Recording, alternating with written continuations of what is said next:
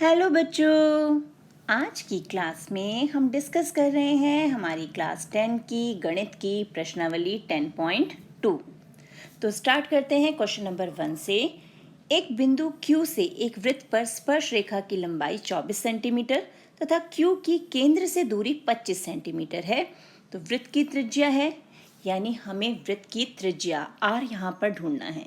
तो सबसे पहले तो हम इसके लिए एक फिगर बना लेते हैं कि हमारा ये वृत्त हो गया और इस वृत्त का केंद्र है O और यहाँ से केंद्र से कितने सेंटीमीटर की दूरी पर? 25 सेंटीमीटर की दूरी पर, यानी केंद्र से 25 सेंटीमीटर दूर यहाँ एक पॉइंट है Q। तो ये दूरी हो गई हमारी 25 सेंटीमीटर और यहीं Q से ही वृत्त पर एक स्पर्श रेखा भी खींची गई है। तो ये हमने वृत्त पर स्पर्श रेखा खींच ली। इस स्पर्श रेखा की लंबाई जो है वो है 24 सेंटीमीटर और यहाँ पर हम इसे नाम दे देते हैं A। ठीक है, अब हमें वृत्त की त्रिज्या निकालनी है, यानी हमें चाहिए हमारे OA की लंबाई। तो अब हम यहाँ पर क्या यूज़ करेंगे? हम ये यूज़ करेंगे थ्योरम जो हमने सीखी थी कि हमारी जो त्रिज्या है वो स्पर्श रेखा पर जो भी हमारा स्पर्श बिंदु है उस पर लंबवत होती है, यानी 90 डिग्री का कोण बनाती है। अब जैसे ही इसका 90 डिग्री का कोण हुआ तो ये हमारा त्रिभुज OAQ जो है वो क्या बन गया? एक समकोण त्रिभुज। और समकोण त्रिभुज होते ही हम पाइथागोरस थ्योरम अप्लाई कर सकते हैं। तो अब त्रिभुज OAQ में क्या होगा हमारा कि जो हमारा कर्ण है, कर्ण कौन सा होगा? जो 90 डिग्री के अपोजिट है, यानी OQ जो है हमारा। तो जो हमारा OQ का स्क्वायर है, OQ का वर्ग, वो किसके बराबर होगा? OA वर्ग जमा AQ का वर्ग। और हमें क्या चाहिए? OA।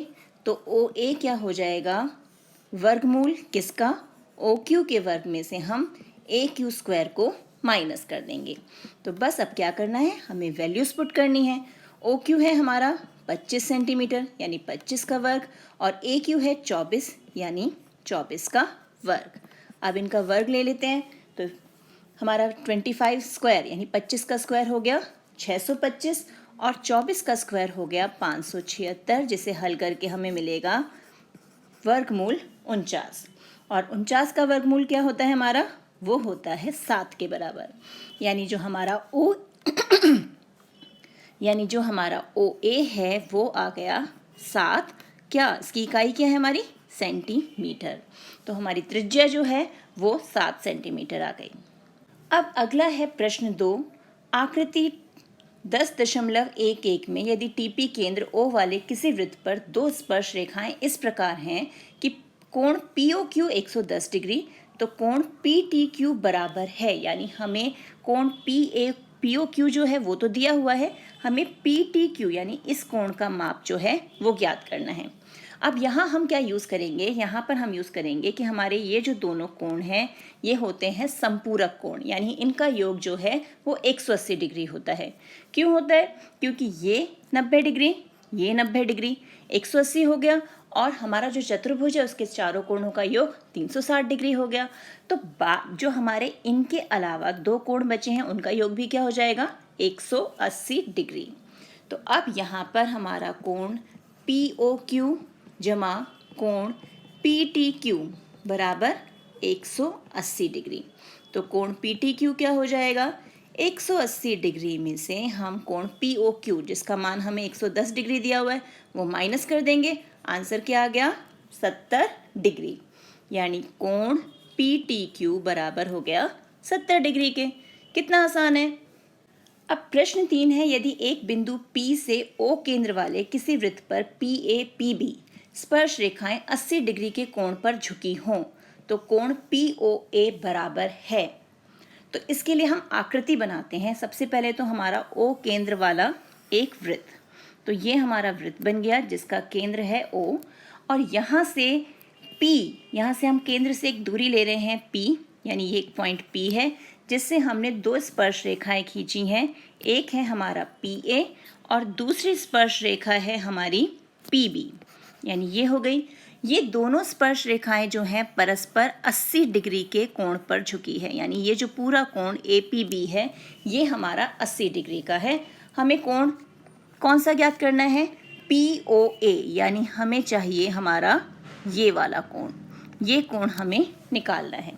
अब हम क्या करेंगे, O और B को भी जोड़ देते हैं, ये हमने जोड़ दिया। फिर जैसे अभी हमने क्वेश्चन 2 में किया कि हमारा ये पूरा कोण और इसके सामने ये कोण, ये दोनों क्या होते हैं, समपूरक, यानी कोण AOB जमा कोण APB जो है वो हमारा हो गया 180 डिग्री। तो कोण AOB क्या हो जाएगा, 180 में से APB को माइनस कर देंगे, तो APB हमारा कितना दिया हुआ है हमें, 80 डिग्री।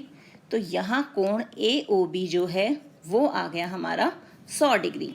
लेकिन हमें क्या चाहिए, हमें चाहिए कोण POA, और POA जो है वो हमारे पूरे AOB का आधा है, यानी हाफ ऑफ कोण AOB। तो अब बस यहाँ पर AOB जो हमें मिला है वो मिला है 100 डिग्री, उसका मान रखा, हाफ क्या हो जाएगा इसका, 50 डिग्री। तो कोण POA जो है वो आ गया हमारा 50 डिग्री। हो गया सॉल्व। बस ये हमारे 3 क्वेश्चंस हैं जिनमें हमें ऑप्शंस दिए हुए हैं, यानी मल्टीपल चॉइस क्वेश्चन है, और हमें अपना उसमें से ABCD जो भी ऑप्शन है वो बताना है। तो 50 डिग्री जो है हमारा वो ऑप्शन A है, तो आंसर क्या हो जाएगा, ऑप्शन A। तो इन क्वेश्चंस की अच्छे से प्रैक्टिस कीजिए। मिलते हैं एक और वीडियो में, तब तक keep practising and enjoy maths.